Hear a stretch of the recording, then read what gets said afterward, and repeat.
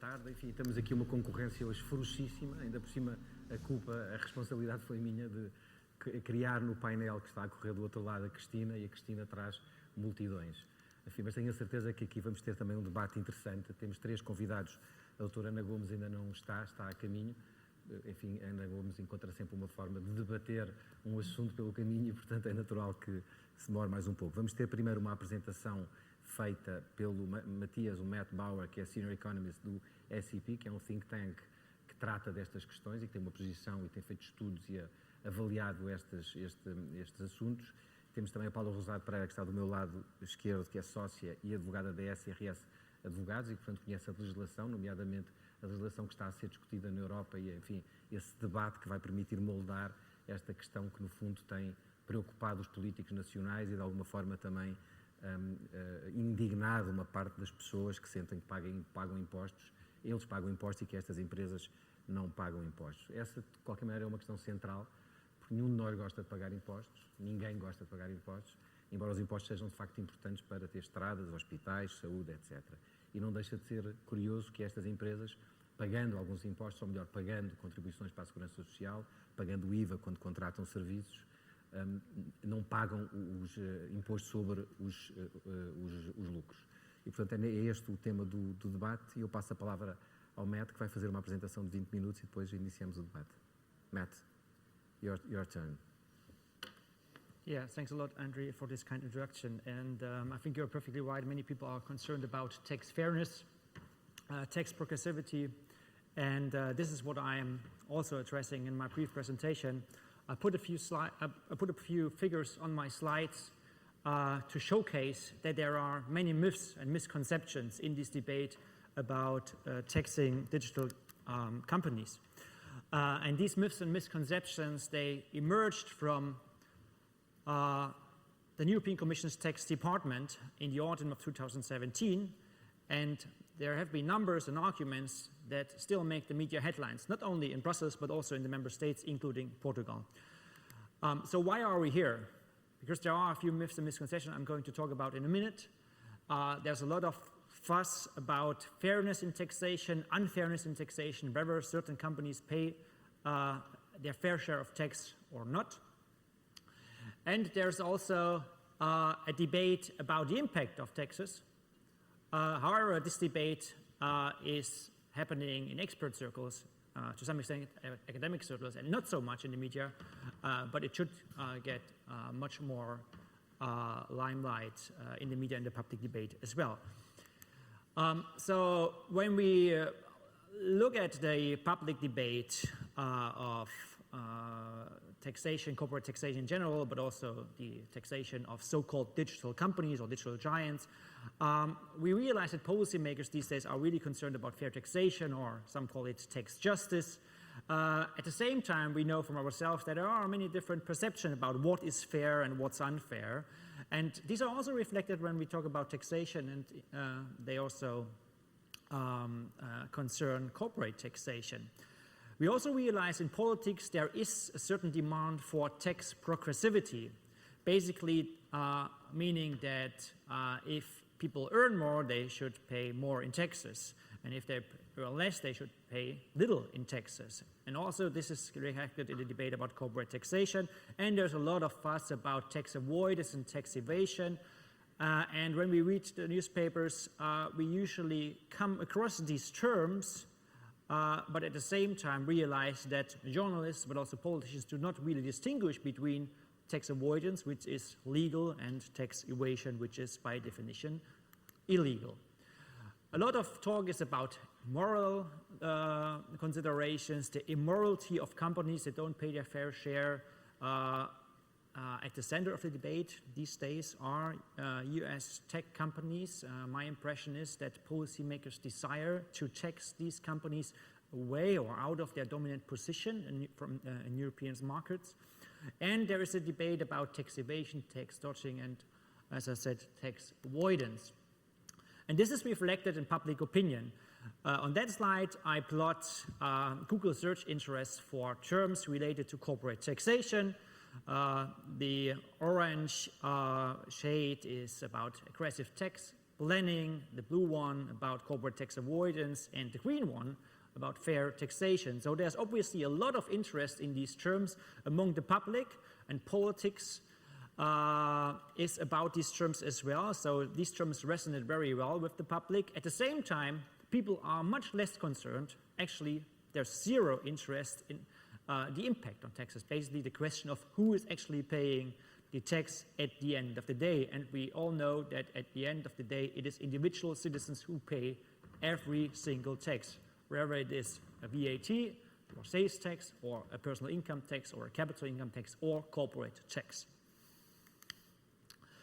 To understand what's currently happening or what happened in the past 2 or 3 years at the EU, we must understand the political environment of the EU. So there's been a lot of criticism at the EU level.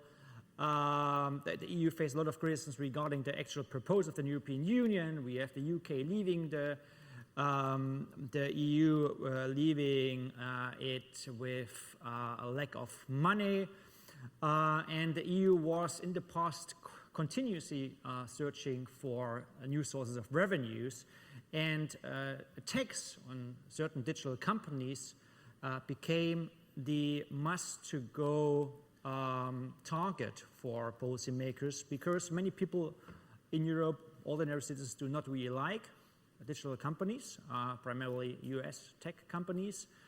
And at the same time, the EU realized that, hey, if we tax these companies, we can signal to the public that we do something against alleged market concentration, and at the same time squeeze out some money from these companies. The EU in September 2017, at the same time when the Digital Services Tax Initiative emerged, they released a paper which is called a game, an online game, which is called Taxlandia, and it is about educating primarily children and students about the importance of having taxes to fund certain public services. And when you play the game, you realize that at a tax rate of 9%, the satisfaction of your population is already increasing, and it is increasing to a satisfaction rate of 100% at a tax rate of 65%. So this is the reasoning behind this game. This is important to understand. This is the kind of mentality EU policymakers in the institutions, not only the European Parliament, but primarily the European Commission these days have when it comes to taxing individuals or corporations. So comparing these two initiatives, the Taxlandia initiative and the Digital Services Tax Initiative, we realize that both of these initiatives have been launched by the Commission. They have both been heavily promoted in the online media, but the communication happened in a very biased and one-sided way. There was extreme simplification about, when we look at the game, the online game, and taxation, about the benefits of taxes, but at the same time a disregard of the adverse consequences of taxes, and also the matter of government failure, for example. In the autumn of 2017, the Commission published its first proposal regarding a so-called fair and efficient tax system in the European Union for what the EU calls digital single market, which is basically an idea and a vague concept. And it argued that we, the Europeans, we need to have digital services taxes, because if we fail to tax digital companies, this will result in a situation that will cause an erosion of social budgets, and it will destabilize the level playing field for businesses. When it comes to the level playing field for businesses, yes, there is a certain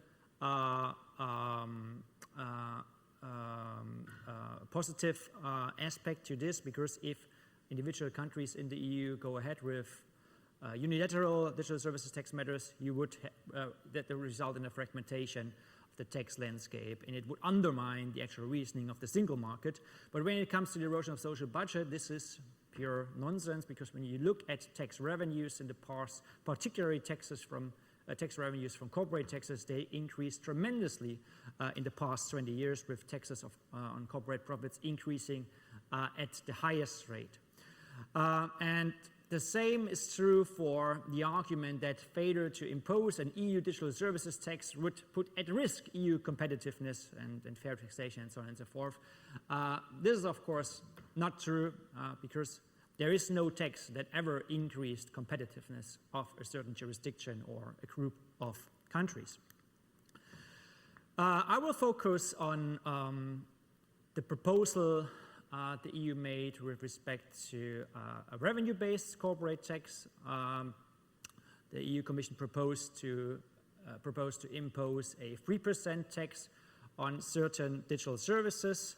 The one digital service is an online advertisement service, basically targeting companies like Facebook and also Google. And the other one is about online intermediation services, which would basically hit online platforms, engage in intermediation services of products, goods, and also services like Amazon, but also Uber, Booking, and Airbnb. The commissioner back then, Pierre Moscovici, who is from France, he was in charge of the tax department of the EU, of the European Commission, and he argued that, hey, look, that what we aim to do is not a GAFA tax, it's not targeted exclusively at US companies, but when there was a leak of an official Commission document that has been leaked by Politico, policymakers, tax officials at the European Commission explicitly named these companies. So it's obviously questionable whether this argument that has been put forward by Pierre Moscovici is actually true or not. I know from several other occasions that he explicitly referred to a GAFA tax hitting large US technology companies. What is important to understand is that the European Commission makes its case on numbers for hypothetical companies. The European Commission argues that digital services companies in the EU are undertaxed. It argues that digital companies in the EU pay only between 8 and 10% in taxes on their profits, while at the same time so-called traditional companies, bricks and mortar companies, pay between 20 and 23%. And these numbers have been heavily disseminated in political talks, but also in the social media. They ran high on the media cycle, not only in traditional newspapers, but also on Facebook and Twitter. For example, with nice explanatory videos launched by the Commission and Pierre Moscovici explaining that something is really going on in the European Union as concerns the taxation, corporate taxation of digital companies. Now, when you look at these numbers, you realize that these numbers do not exist in reality. These numbers are for hypothetical companies only. The numbers are actually based on a kind of economic model that has been linked to legal code, and they came out from a study that has been commissioned by the European Commission, I think in 2013 and 14, where the researchers looked into national tax codes and modeled a certain asset type, hypothetical asset, in a way that the owners of that asset, which is supposed to be a company, optimize their tax bill by arranging business models in a certain way and distributing the business model over certain jurisdictions. But when you look at what digital companies and also non-digital companies really pay in tax, you realize that the numbers of the European Commission are actually out of any reasonable proportion.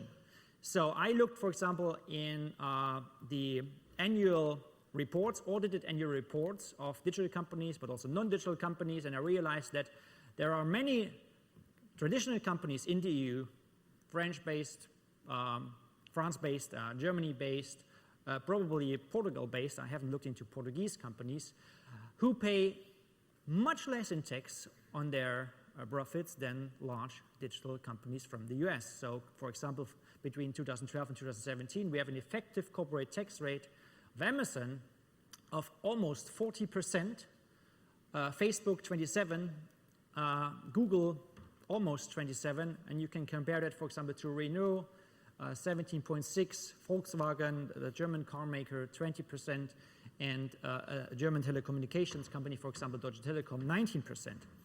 So there's a debate, a fierce debate actually, about taxing digital giants, but there's no debate about how to tax traditional European giants, irrespective of the industry they operate in. Many people hear these things for the very first time. I want to borrow some credibility, therefore, from the researchers that actually worked on the study that the Commission is referring to. And this is a quote from a professor who is based in Germany, who did this study together with PricewaterhouseCoopers. And he and his team argue that the European Commission presented effective average corporate tax rates, but these numbers cannot be used to compare what actual companies actually pay in tax.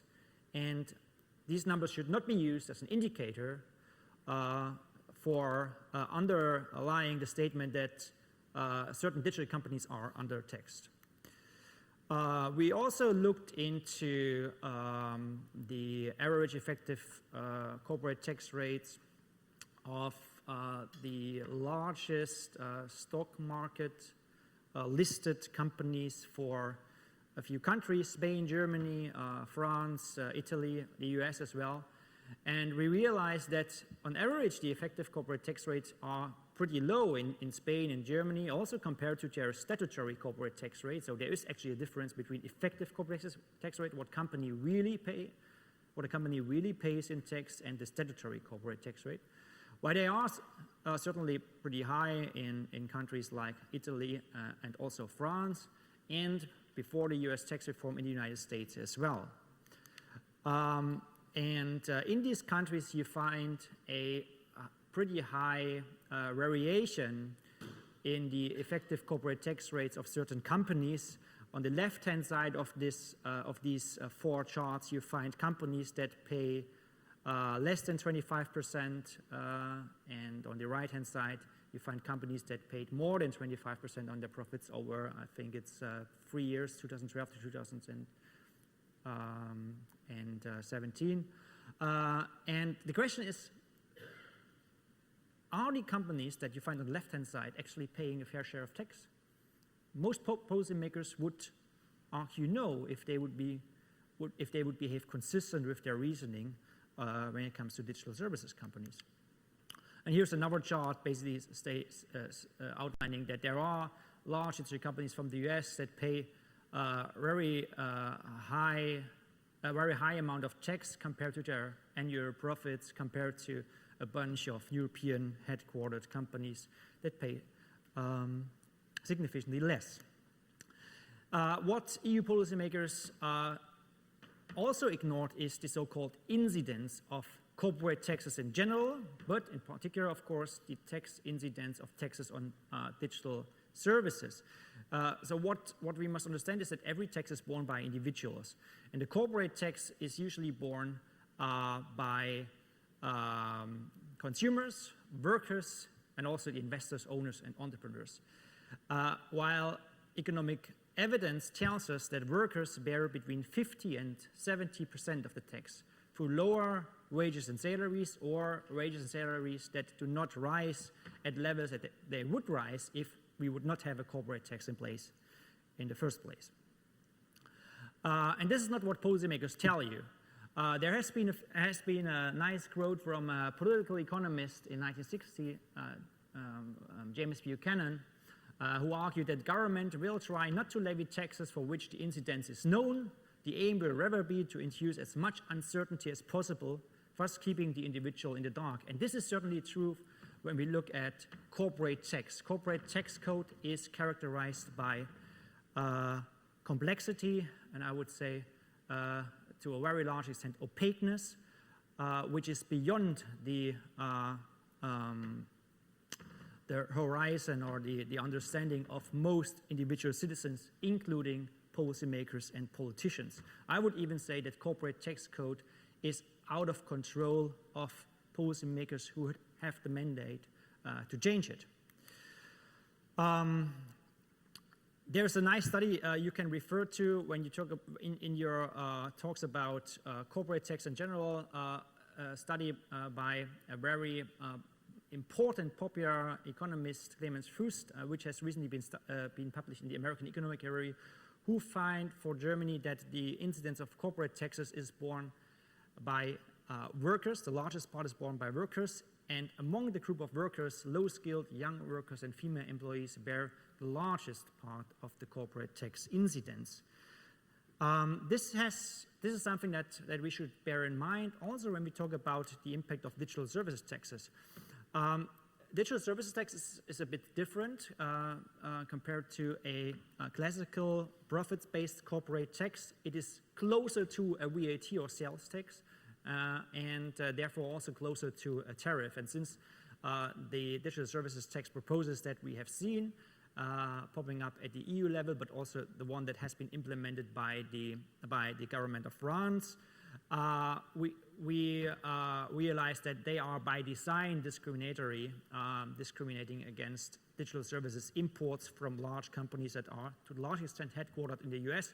So the digital services tax is effectively comparable to a tariff with the same implication. So there is a bunch of studies out that argues that the incidence of this tax is basically the question who is actually paying the tax, and at the end of the day is to the largest extent borne by all those who use the service. And in case of Amazon, in case of Google, it's usually SMEs or micro businesses. In the case of Amazon, it's businesses that put their products or services on the platform to market them. And in the case of Google, it is the same, for example, restaurants, stores, retail stores advertising their location or their products on Google. And in France, we have recently seen that the 3% tax, which has been imposed, I think as of October or November 2019, it is passed on to those who sell products and services on Amazon's platform. So you do not really hit the company or the owners of the company, you really hit those who use the platform to make a living, basically. And this has been well documented. I will skip this for the sake of time. Another argument that I would like to make is about tax code complexity. As I already indicated, corporate tax code is extremely complex. Most people don't understand it. We do not really know who is effectively bearing the burden of the tax at the end of the day. Is it the worker? Is it the entrepreneur? Is it good for tax progressivity? I would argue the more tax avoidance, corporate tax avoidance we have, the better it is actually for tax progressivity, because the lower will be the incidence that is borne by workers who pay or who bear the largest part of the corporate income tax. The special taxes on digital services, they would obviously not resolve the tax code complexity problem. By contrary, they would increase complexity.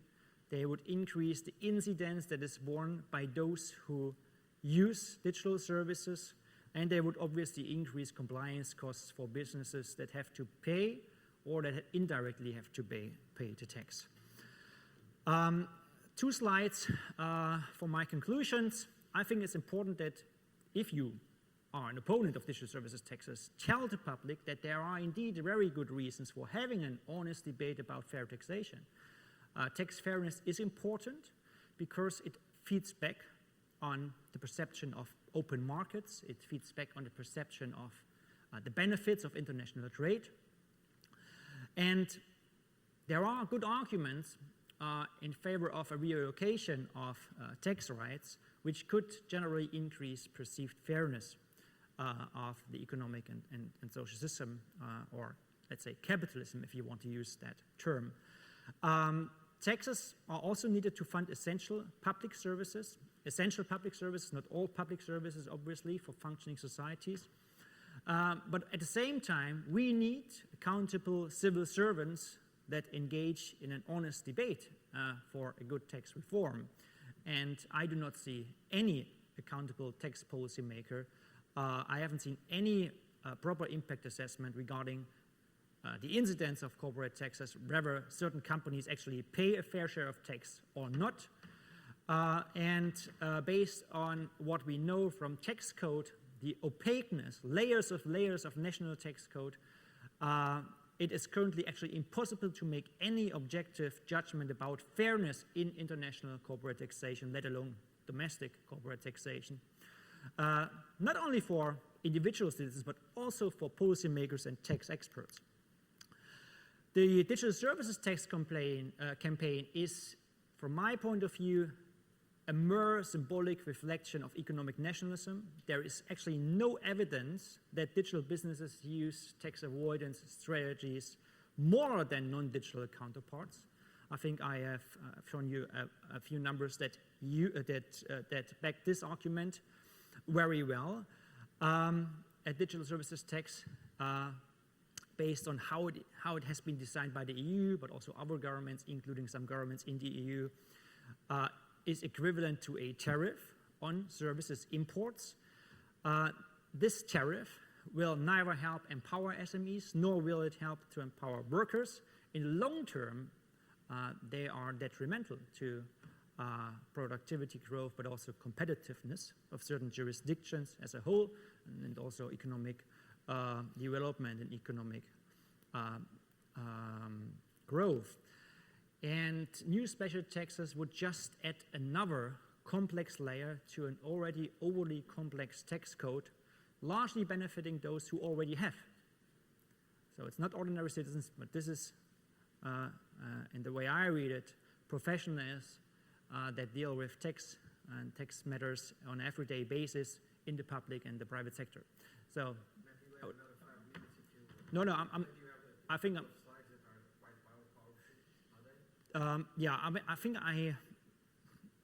I ran through pretty much everything that I wanted to highlight, but perhaps again the most important thing, the most important issue and aspect to understand is that the numbers that have been spread by policymakers that emerged from the European Commission, they are for hypothetical companies. These numbers do not exist anywhere in reality. It's a myth. And still, we observe that policymakers in Brussels and the member states quote these numbers to pinpoint to certain companies because policymakers fear that it would be actually quite right to tax some companies out of their dominant position in the European Union.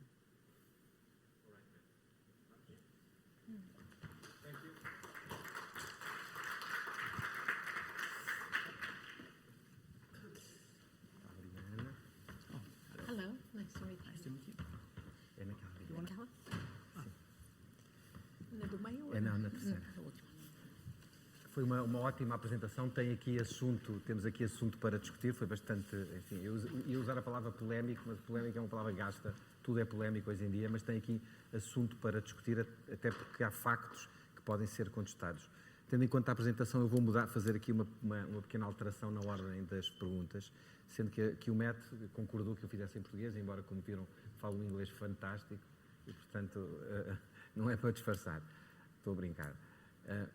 Doutora Ana Gomes, ouviu aqui uma parte daquilo que o Matt apresentou, estes números. A ideia que se fica é que estes gigantes das telecomunicações, muitos deles norte-americanos, não beneficiam, afinal, de um enquadramento fiscal que lhes permite desviar o resultado, os lucros, o que paga o IRC, para sítios, para países onde essa carga fiscal é muito mais baixa.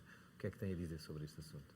Bom, essa é a narrativa dos agentes das Big Tech, mas não é a realidade e tal como nós estudámos no Parlamento Europeu, em resultado das diversas comissões de inquérito que nos últimos anos foram dedicadas justamente às questões da fiscalidade, desde que rebentou o grande escândalo do LuxLeaks. É preciso dizer que a área da fiscalidade é uma daquelas áreas que não é competência europeia. É uma daquelas áreas onde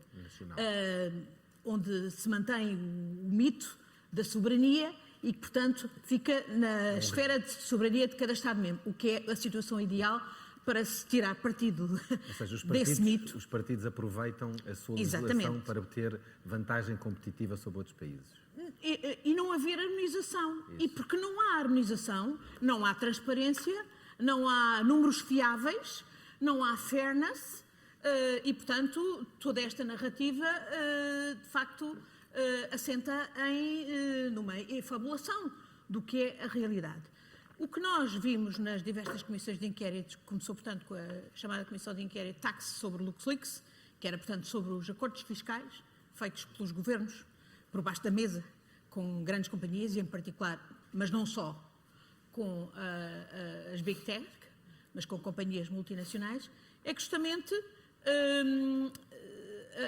as grandes companhias multinacionais, incluindo as Big Tech, beneficiam de cerca de 30% de pagamento de impostos a menos do que as pequenas e médias empresas, o que é completamente injusto. As pequenas e médias empresas são dados da Comissão Europeia. São o grosso da atividade económica na União Europeia. E no nosso país em particular, mas na União Europeia. São 98%. O que é absolutamente injusto, logo, só, digamos, no mundo das empresas, no mundo das... Por outro lado, é evidente que a noção de fiscalidade, estando ainda arraigada, portanto, a estes conceitos de soberania nacional, com a fragmentação dentro do próprio espaço europeu terrível, também está ligada à ideia de territorialidade. Ora bem, no mundo em que vivemos, no mundo de economia digital em que vivemos, de facto a noção de territorialidade não faz mais sentido. E é também um dos fatores que é explorado pelas Big Tech e pelas corporações multinacionais para justamente otimizar. O que é só otimizar? É isso, fazer planeamento fiscal e otimizar, portanto, os lucros, procurando fazer o chamado profit shifting, portanto, mudanças dos lucros para as jurisdições de mais baixa ou nenhuma tributação. Para a Irlanda ou para o Luxemburgo. E não é preciso, portanto, ser para as Cayman ou para as BVI, pode ser um país da União Europeia, que é um offshore onshore. A Luxemburgo? Nós identificámos 5. Luxemburgo, Malta, Chipre, Holanda e Irlanda. Nós quem? Nós, Parlamento Europeu. No último relatório que fizemos, o chamado Tax 3, que já foi sobre os chamados Paradise Papers. E, portanto, é evidente que as Big Tech são das que mais beneficiam exatamente deste fator de extraterritorialidade, da possibilidade de profit shifting, e neste momento nós vemos, inclusivamente, que portanto, hoje as Big Tech, também através do seu papel no blockchain, na tecnologia de blockchain, efetivamente são bancos, funcionam, e não é por acaso que aparecem as currencies associadas, as cryptocurrencies associadas, portanto, às grandes multinacionais.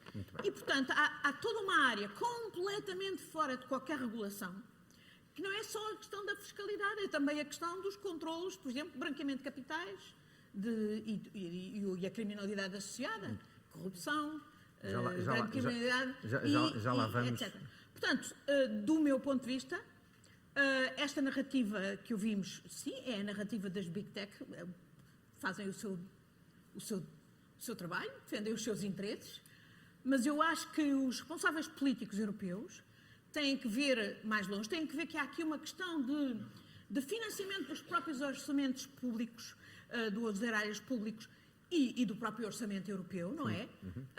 E tem que se pôr uma regulação a isto e isso passa por uma harmonização fiscal. Já iremos aí ver harmonização fiscal, que é o que tem sido negado exatamente pelo esquema fragmentado da fiscalidade nacional. Já lá vamos, Paula. Enfim, e queria dar só um passo atrás para que percebamos todos como é que funciona, de facto, o processo de pagamento que estas grandes empresas que atuam em vários mercados, no mercado português, a Amazon, a Google, o Facebook, como é que funciona o esquema? E quando uso a palavra esquema não estou a querer dar-lhe uma conotação negativa, embora possa ser dada, mas neste caso não é a minha intenção.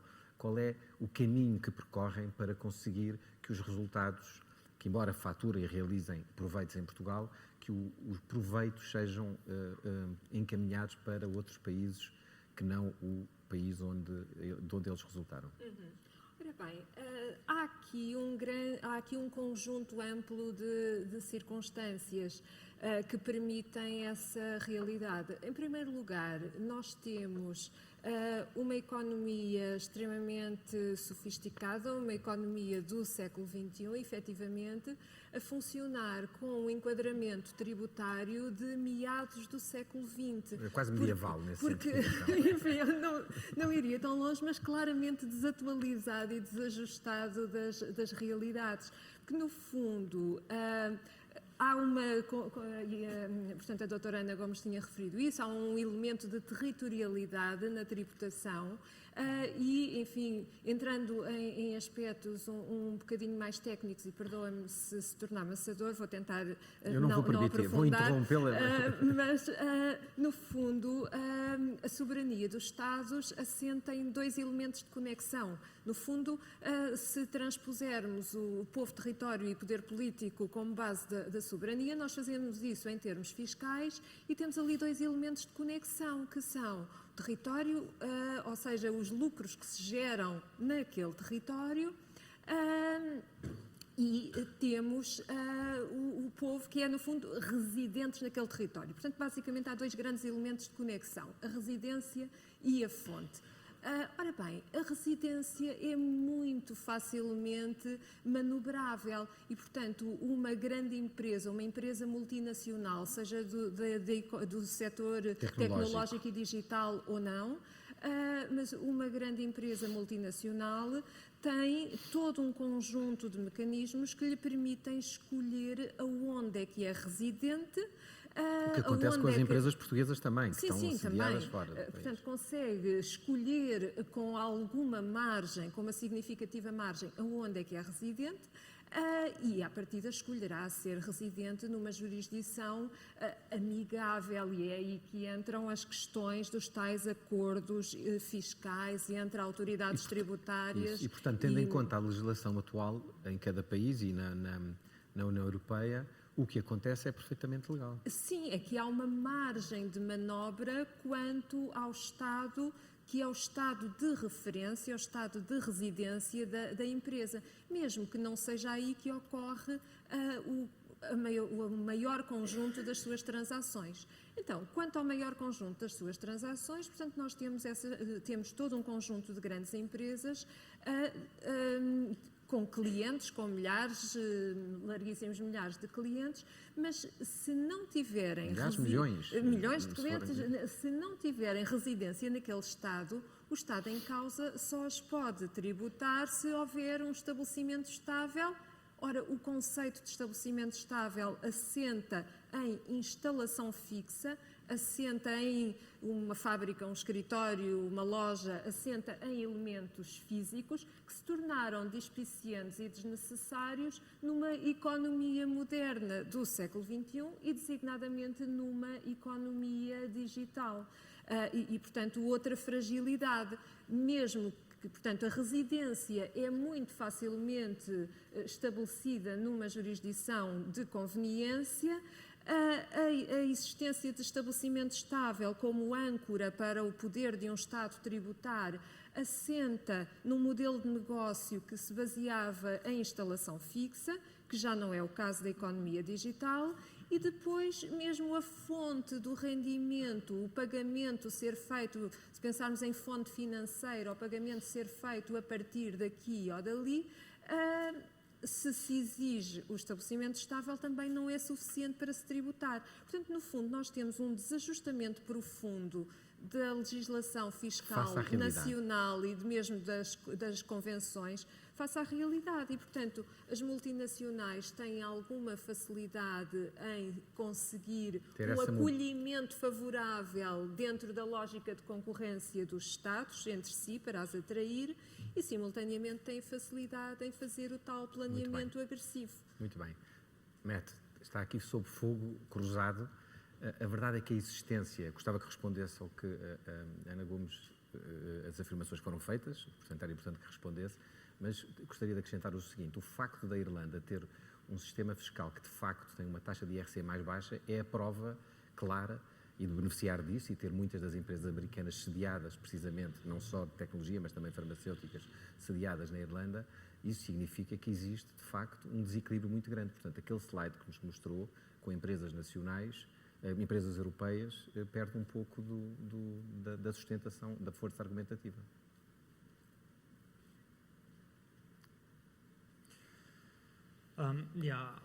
First of all, I would like to reiterate that every individual, let's say, not say every individual, but most individuals, most persons I know try to avoid tax. Eu não tento, eu pago os impostos todos. Part of the story is that they do not value the quality of government services in their jurisdictions. I try to avoid tax, I admit. And I realized that pretty much every company out there,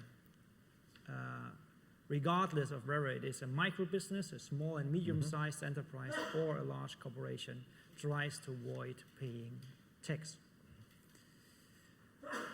Now, as Anna rightfully argued, we do not really know how much a certain company actually pays in tax on its profit in a certain jurisdiction. This is because companies do not publish these data. At the same time, and I consider this worse, governments do not publish these data. There is a mechanism in place within the EU for an exchange of these information, but people in the Commission tell me it does not work very well. So it is a very sensitive matter. And this is confirmed by what I observed. The debate that we currently have at national level, but also at the OECD level, is not an honest debate. It's not about fair taxation, not at all. It is about securing a certain amount of tax revenue that is currently paid by corporations. If we would not have corporate taxes in place, we would probably not get corporate taxes. Corporate tax is an invention of 1900 something. And people in the US decided to tax people who wanted to cooperate. It's actually a paradox idea, I would say, to tax cooperation, to tax social interaction among different individuals. And after all, what most companies do, pretty much every company does, it's kind of social interaction that contributes to prosperity and facilitates peace if it is social interaction that takes place across national borders. Now, there are policy... Sim, mas também provoca externalidades negativas, por exemplo, provoca externalidades negativas como a poluição, como, enfim, além de que beneficia, além de que também beneficia os seus acionistas. E, portanto, em primeira mão, os primeiros vencedores da corporação são os acionistas. Se der lucro à empresa. That's certainly true. That's certainly true. E o imposto serve para isso. Sim. The thing is that when you want to mitigate environmental pollution, you can do it by the means of law and regulation, or you can have a special tax on, let's say, carbon output. If you want to tax shareholders, you should tax shareholders at an individual level. And there are good ideas out there to tax income that has been left in the company that has not been dispersed to the shareholders. And if you want to tax workers, you have a personal labor tax, working income tax. Só para eu perceber, o que é que está a sugerir? Que não se pagassem impostos, que não pagasse IRC, que não existisse o IRC, que as pessoas pagassem o IRS, que pagassem o IVA, mas que não houvesse IRC? Isso não é revolucionário, é mega revolucionário. Okay, I would put it like that. So some governments would be stupid enough to impose a corporate tax for some reasons, perhaps mainly for ideology reasons. Part of the ideological narrative of political parties that are leaning towards the left is to have to argue against big corporations and to run this corporate tax and tax evasion narrative. And I think it's very difficult to get rid of it, to get it out of, to kind of inject reason into these parties. What I want to say is that we have the corporate tax in place, but it is a very inefficient layer on top of taxes on individuals. that come as labor income tax, capital income tax, or consumption taxes. So if you want to tax the rich guys, start taxing the rich guys, but do not tax corporations. If you want to tax workers at a higher rate, increase the labor income tax. But what you have now is a corporate tax on top of it, which impacts on individual consumers in terms of higher prices. It impacts on individual workers. Mas também os beneficia aos consumidores porque permite os serviços públicos, não é? Who's going to pay for the public service? Yeah, that's certainly true. But you can have it at a much more efficient. You can have a much more efficient system. Não é where mais the difícil. incidence is much clearer to someone who is looking at who is actually paying what amount of tax at the end of the day. If you have a corporate tax in place, the corporate tax system, which comes with tons of millions of exemptions pretty much everywhere in the world, it doesn't allow for any objective conclusion about who is actually bearing the burden, the financial burden of the tax at the end of the day. Ana Gomes, tem aqui pano para manga. Sim.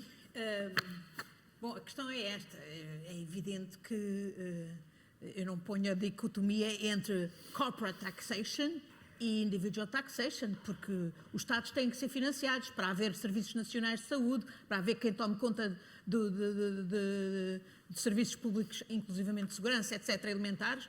Tem que haver pagamento de impostos e é evidente que faz todo sentido. Mas o que o Matthias está a dizer é que que os impostos se centrassem nas pessoas, mas era completamente ricos, injusto. E Isso não era nas completamente empresas. injusto que as grandes corporações, grandes ou pequenas, não pagassem imposto. O imposto de sociedades, não é? Diga, Paula. Que se paga em todo lado. Paula queria acrescentar qualquer coisa. Sim, queria só acrescentar, se nós pensarmos no panorama português, nós temos as empresas a serem tributadas, a taxa geral do IRC, 21%. Mais derrama, mais a derrama, não é? Sim, mas nos municípios em que há, e também não pode ir até Certo. mais que, salvo erro, 2,5% do lucro tributável. Portanto, a taxa geral de de IRC é de 21%.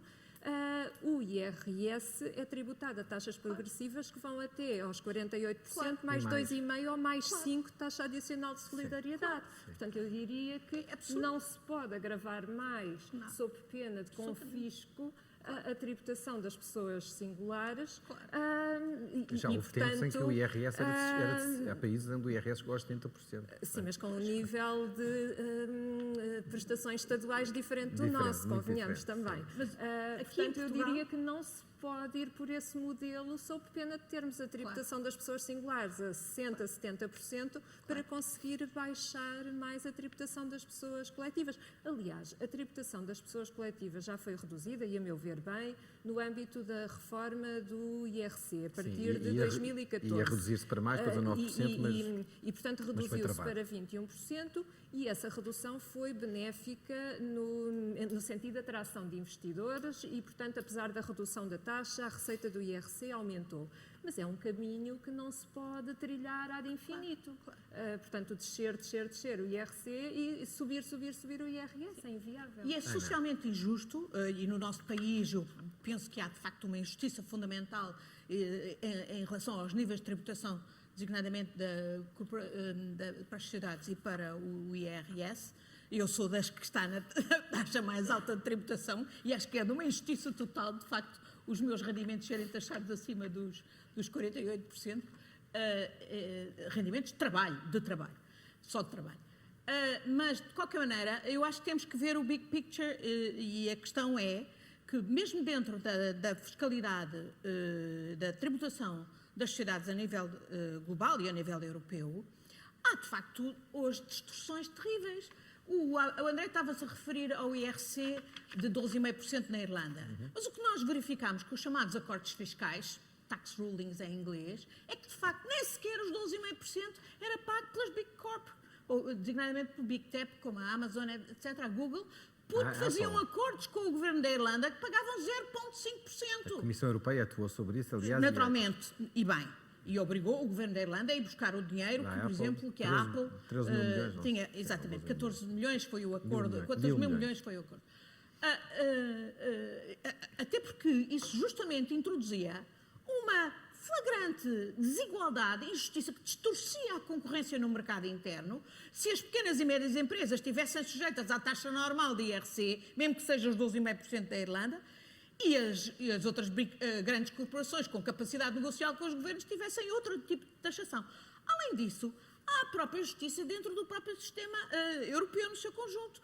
Porque, de facto, se temos esta floresta, esta verdadeira selva de competição fiscal, em que cada Estado-membro procura outsmart o outro com uma taxa mais baixa, não é? A Irlanda a 12,5%, não sei o quê. Bom, estamos numa corrida para o fundo, mas não é? Mas é o que acontece não só na área fiscal, mas noutras áreas, na lei laboral, etc. E é por isso que hoje, já não só ao nível da própria Comissão Europeia, como inclusivamente ao nível da OCDE, BEPS, na iniciativa BEPS, está a haver, de facto, maneiras de combater esta flagrante injustiça que põe em causa a concorrência leal no mercado interno, põe em causa o mercado interno. E a sobrevivência de algumas empresas. E aí, deixe-me só dizer, aquilo que a Comissão, há um pacote de medidas que a Comissão propõe, Há duas que diretivas. há várias, mas a fundamental nem sequer é a chamada taxa GAFA, ou o imposto GAFA, GAFA do acrónimo Google, Apple, Facebook e Amazon, que era uma solução intermédia. A solução que a Comissão sempre disse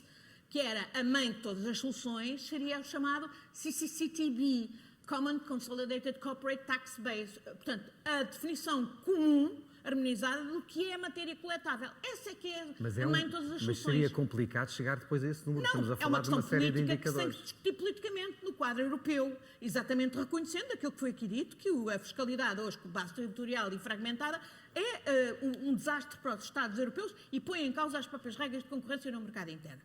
Depois, há medidas complementares, a questão fundamental para ir de acordo ao que o Matt dizia, do country by country reporting, que as companhias sejam obrigadas ao country by country reporting para saber, para haver controle, transparência, o que é que pagam ou onde é que pagam, na Irlanda ou nas Cayman ou nos Estados Unidos, no Delaware ou no Wisconsin. Depois, e isto hoje já está aprovado, já é feito para os bancos, pode ser feito para as grandes companhias, é perfeitamente possível, está já no quadro do BEPS, e eu lembro-me de ter ido aos Estados Unidos e há uns anos atrás não havia ninguém no Congresso que apoiasse essa ideia, designadamente para proteger as Big Tech americanas. Mas hoje temos, por exemplo, a Elizabeth Warren a pôr claramente isso na agenda, não é? Política, e não só, porque há um outro aspecto que está para além do próprio mercado, do meu ponto de vista, que é o papel das Big Tech a nível global, para além da economia, designadamente... Questões políticas, democráticas... Não, exatamente, da democracia, a questão do algo-racism. Ainda hoje estava a ler uma coisa de uma intervenção de alguém que falava do algorithm racism ou algo-discrimination, e o facto de estamos a falar de uma indústria onde as considerações éticas têm estado muito Mas apesar ausentes. de, sendo verdade, não tem-se discutido, seja justa, tem-se discutido, há medidas a tomar, mas tem sido discutido. Temos pouquíssimo tempo, não discutimos as duas diretivas que estão... E há só mais um outro aspecto que eu já queria dizer, que também é muito importante, fundamental, e essa muito já rápida. resulta de uma diretiva que está em vigor, que é a 4ª Diretiva contra o branqueamento de capitais, e que vai ser reforçada com a 5ª Diretiva que vai entrar em vigor no dia 1 de janeiro, que é a da obrigatoriedade do registro central dos UBOs, dos Ultimate Beneficial Owners das corporações, que sabemos perfeitamente que é o esquema das bonecas russas e das empresas de fachada, que permite todas as construções fiscais de dito planeamento que acabam por ser, de facto, um esquema de evasão e de elisão fiscal. Muito rapidamente, estas duas diretivas que estão aqui em discussão, há a forma de conseguir ter, então, um equilíbrio com as diretivas que estão, com uma delas, um equilíbrio que permita aos Estados, a cada um dos Estados, receber uma parte, cobrar nacionalmente uma parte do imposto sobre o lucro. Como é que isso deve ser calculado? Isto é, deve-se olhar para a receita que é obtida, devem-se ter em conta uma série de critérios como a presença física, o número de trabalhadores, etc., que é o que está também em discussão. Ora bem, muito sinteticamente, há duas propostas de diretiva em cima da mesa neste momento, lançadas pela Comissão Europeia, 21 de março de 2018, e portanto, uma proposta de diretiva, a COM 2018-147, o que visa é tentar basear-se ainda no conceito de estabelecimento estável e ir adaptar esse conceito à realidade digital, através do estabelecimento de uma fixação de uma série de indicadores de presença digital significativa. Portanto, em vez da presença física, que esqueçam, já se percebeu que não há na economia digital, uma presença digital significativa tem a ver com valores de receitas, valor de número de utilizadores, valor e o número dos contratos comerciais desenvolvidos por essas grandes empresas tecnológicas em cada Estado. Portanto, a partir de determinados limites, e estes valores são alternativos, consegue-se entender que há ali uma base a nível de estabelecimento estável, deste conceito alargado de estabelecimento estável, há ali uma base que funciona como tal elemento de conexão que permite ao Estado tributar. E, portanto, tributar a atividade que estaremos sempre a falar de uma tributação muito baixa. Não, a partir daí seria a tributação em termos normais, o IRC, enfim, a tributação das pessoas coletivas de cada país, com base nessa presença digital significativa que funcionava como elemento de conexão, permitia ao Estado tributar. Uma outra receita, quiçá mais fácil, não necessariamente a melhor, mas quiçá mais fácil, é a criação do tal imposto europeu sobre serviços digitais, porque aí é uma taxa reduzida de 3%, incidente sobre as empresas no fundo, tecnológicas. É parecido com sim. Portanto, tem a ver com o montante, é só para grandes empresas tecnológicas, portanto, há um montante de receitas mundiais superior a 750 milhões de euros ou dentro da União Europeia superior a 5 milhões de euros, portanto, visa mesmo este imposto, visa mesmo só os tech giants. É um imposto dirigido, que é um pouco um contrassenso, não é? Os impostos, teoricamente, iam ser gerais e abstratos. E portanto, receita bruta obtida em cada país, taxa reduzida de 3%. Qualquer destes cenários tem grandes dificuldades de controlo e tem também uma série de defeitos e de críticas que são colocadas, designadamente aqui neste último cenário da tal taxa dos 3%, há um certo nível de seletividade. Por exemplo, as empresas de streaming ficam de fora. Está muito centrado nas plataformas de utilização para venda de serviços e de bens, e Airbnb, Google, e está muito centrado também nas empresas que usam Facebook, Google, que usam dados dos próprios utilizadores para gerar rendimentos comerciais. Portanto, as grandes críticas que têm sido colocadas é a taxa ser reduzida, a dificuldade de controle, a alta seletividade em quem é sujeito passivo e quem não é sujeito passivo, e o facto de ser receitas brutas, porque é uma tributação do consumo e não propriamente uma tributação do rendimento, porque o rendimento pressupõe capacidade contributiva e isso pressupõe proveitos menos custos e aqui isso não é consagrado. Portanto, são os dois cenários. Enfim, já temos 2 minutos a mais, mas acho que mais 3. Fazemos aqui um prolongamento à Benfica, que tem sempre 5 minutos.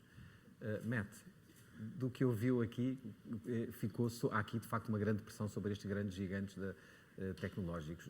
Qual é a atitude que sente que estas empresas têm tido neste diálogo com os governos? Tem-se colocado numa posição, enfim, de alguma forma sempre a procurar defender a situação atual, o status quo, não é?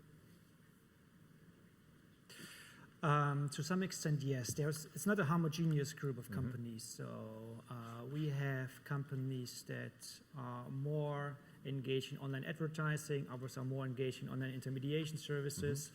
Others are more dependent on national VAT regulations and how they are shaped. So the interests are, I think, more diverse as we would think when we look at it at a first glance. So generally, my impression is that they are very much in favor of having an OECD solution across the board of, I think, 140 countries that are currently engaged in this process because they do not like regulatory fragmentation. That's not in the interest of these companies, but it's also not in the interest of other companies that pursue a completely different type of business model. In the past, they remained silent because it was not really an issue. The issue just popped up I think it popped up in 2013, vaguely, when the OECD issued a few papers and opinions about how to deal with the so-called challenges for taxation resulting from digitalization. But it didn't really result in the momentum that we currently have, or I think the momentum decreased a bit since last year, but it's still part of the economic policy debate in many countries. So I don't know where it's going to result in. Generally, I would say a OECD solution is a second best solution. I would say it's okay. The first best solution would be to have no corporate tax at all, to tax individuals in their capacity as consumers, workers, or capital owners. I also realized that French cars have a very strong visual presence here in Lisbon, so perhaps it's time to impose a special tax on French car makers. Not sure, but this is actually the one last thing that I want to highlight. Não seria possível fazer isso. Não seria. E estão cá por razões históricas, dos anos 70, 60, têm razões históricas que justificam isso. Yeah. Não tiveram benefícios fiscais para ter essa presença no mercado. Maybe, but the online intermediation companies, they don't receive any benefits either. And it is, as we said, Renault are paying an average corporate tax rate of 17%. That's pretty low compared to Amazon with almost 40% at the global level. I'm talking about the global level.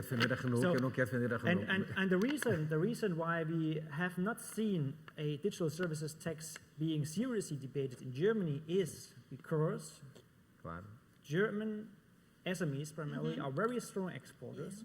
The large German multinationals, they have presences, let's say, in the US that are taxable physical presences, but most SMEs don't. They just export. So they make a lot of profit in the US, but they do not pay tax. They also make a lot of profit in Portugal, but they don't make tax.